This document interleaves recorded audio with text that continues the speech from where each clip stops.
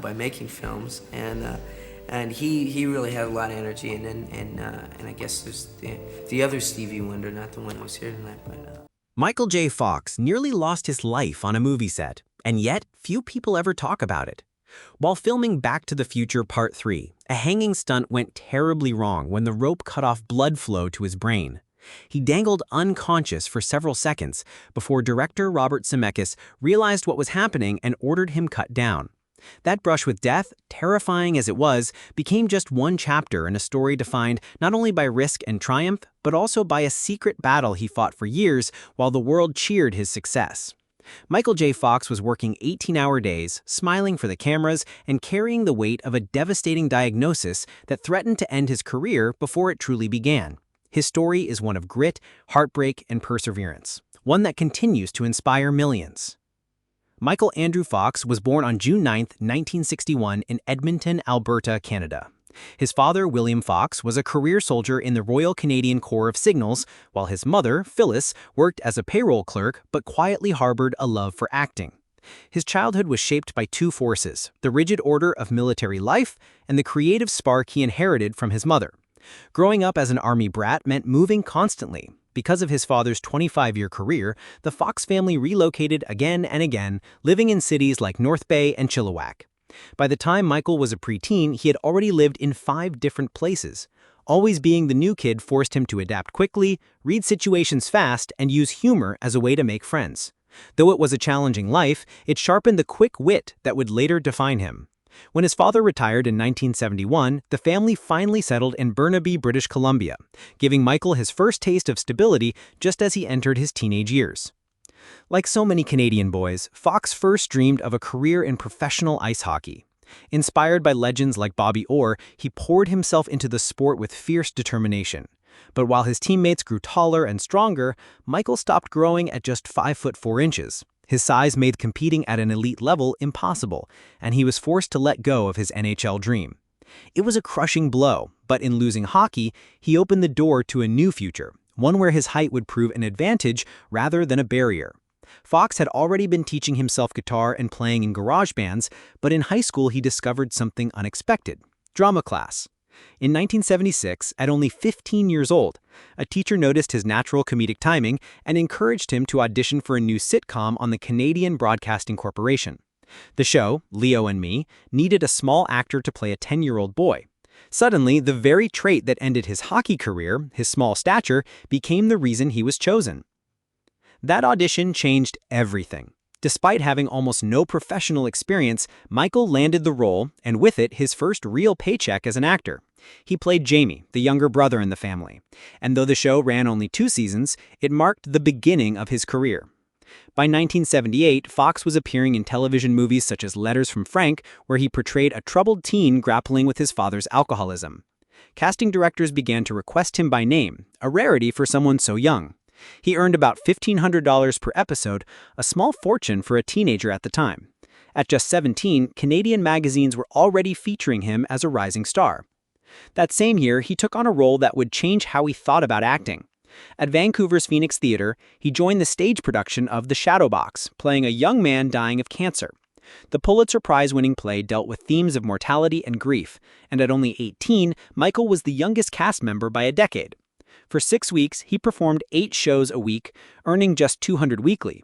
Though the pay was meager compared to television, critics praised his vulnerability and depth, and Fox realized acting could be more than a job. It could be an art form that demanded courage and honesty. That revelation emboldened him to take the biggest gamble of his young life.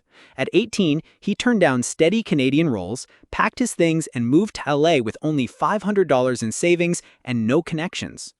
Hollywood was merciless. His agent warned him that the industry rarely welcomed unknowns, especially not someone so short. Fox found a tiny apartment in West Hollywood for $200 a month and survived on bologna sandwiches and day-old bread. The phone stopped ringing, his debts mounted, and by 1981, he was $30,000 in the hole, pawning off furniture piece by piece to pay rent. He later admitted that at one point he survived on rice alone and fainted from hunger during a shoot. Still, he refused to quit. His first film break came with Disney's Midnight Madness in 1980, where he played a bratty college kid. The film flopped, and Fox called the role the lowest point of his career. But just 2 years later, a single phone call would change everything. On August 20th, 1982, when broke and close to eviction, he learned he had been cast as Alex P. Keaton in the NBC sitcom Family Ties. The part, which paid $5,000 an episode, saved him from collapse. The show, originally intended to focus on liberal ex-hippie parents, quickly shifted to spotlight his character, the briefcase-carrying teenage conservative. Within a year, the sitcom was drawing 30 million viewers each week. Fox won 3 Emmys back-to-back in 1986 to 1988 and a Golden Globe in 1989. What began as a lifeline quickly became the launchpad for his stardom. That launch reached new heights when Fox was cast in Back to the Future. Originally, the role of Marty McFly went to Eric Stoltz, but director Robert Zemeckis felt Stoltz's performance was too serious. After 5 weeks of shooting, Stoltz was replaced with Fox, who then worked grueling double shifts, days on Family Ties and nights on Back to the Future. For 2 months, he averaged only 3 to 4 hours of sleep, at times so exhausted that he mistook props for real objects. Yet the effort paid off. Released in 1985, the film earned nearly $400 million worldwide and became a cultural phenomenon, cementing Michael J. Fox as one of Hollywood's brightest stars.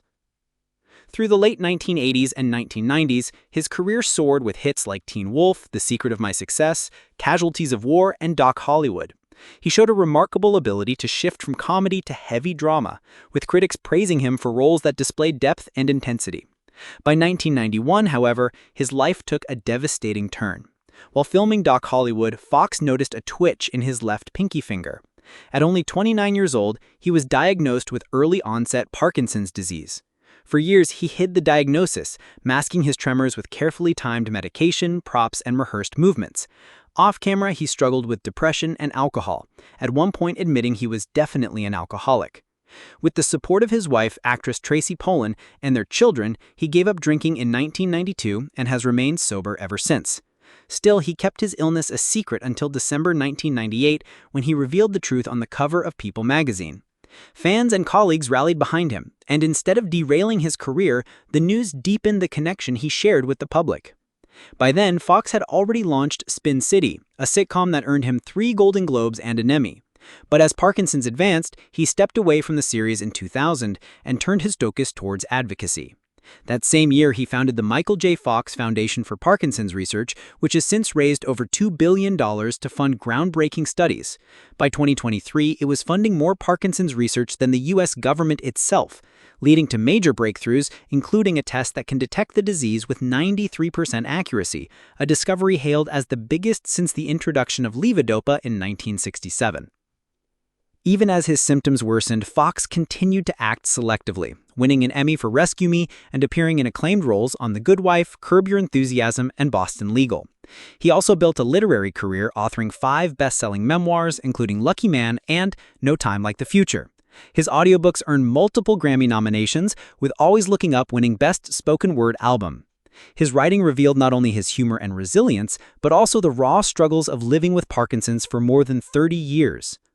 In January 2025, Michael J. Fox received the Presidential Medal of Freedom from President Joe Biden, honored for his resilience and his work as a fearless advocate for patients worldwide.